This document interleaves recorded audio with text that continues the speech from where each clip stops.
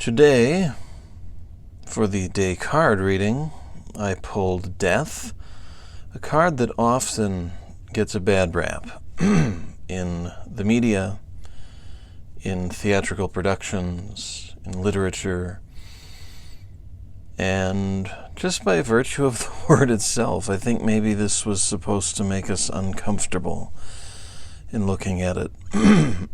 Because while it doesn't necessarily represent death itself, excuse me, it does represent some transformation and change that can feel uncomfortable. We call them growing pains for a reason, right? But what a beautiful rendition from the Black Flame Tarot. A solitary figure, green, very green card, which itself denotes growth, transformation. And if we were in any doubt of that, check out this rib cage on this guy, huh? Doesn't he have a rib cage that says growth? It reminds me of sort of a dried up version of the phoenix. New life emerging from death, from destruction, from perhaps aeons of abandonment and no attention. And it may feel like aeons since we've given ourselves the attention we need to develop and grow. I don't fear the death card. I don't fear I'll die. I know I will die, but so will you. So will everything and everyone. And I didn't even have to pull out the tarot cards to tell you that. But parts of the self will die, and sometimes we have to push that into reality. If this foliage grows too much, we have to trim it, right? And sometimes that can feel painful.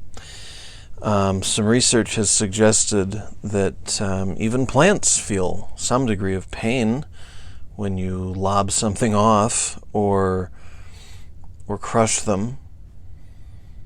And we as very conscious and aware beings also feel discomfort and pain when we have to deal with parts of our very selves, right? It can get uncomfortable. As I was reading the companion book to the Black Flame Tarot, I discovered that this wasn't a sea of snakes that he treads through, or she, but a river of maggots. Now, we do have one snake. They did acknowledge that. And we have a caterpillar, actually. They brought up that they included a caterpillar there. Another fine sign of transformation. An egg, a larva, a caterpillar, a chrysalis, and then a beautiful butterfly. A fitting symbol for what we should go through in our lives as we develop and progress.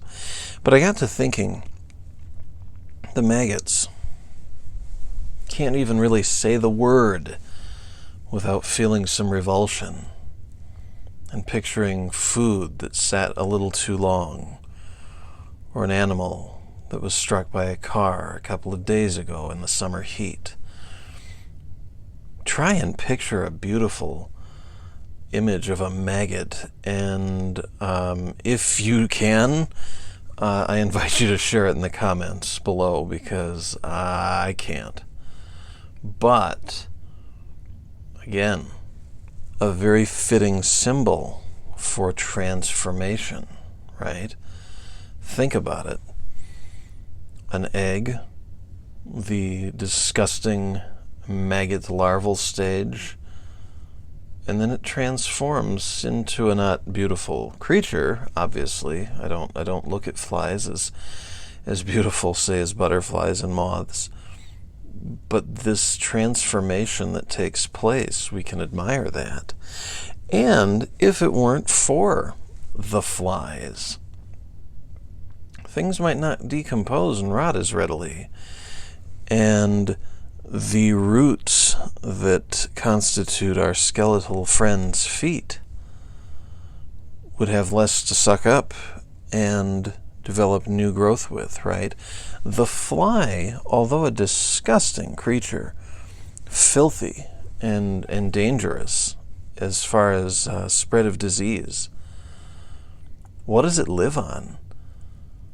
I mean, life hands you lemons and you make lemonade. Life hands a fly a pail of garbage and it makes a feast, right?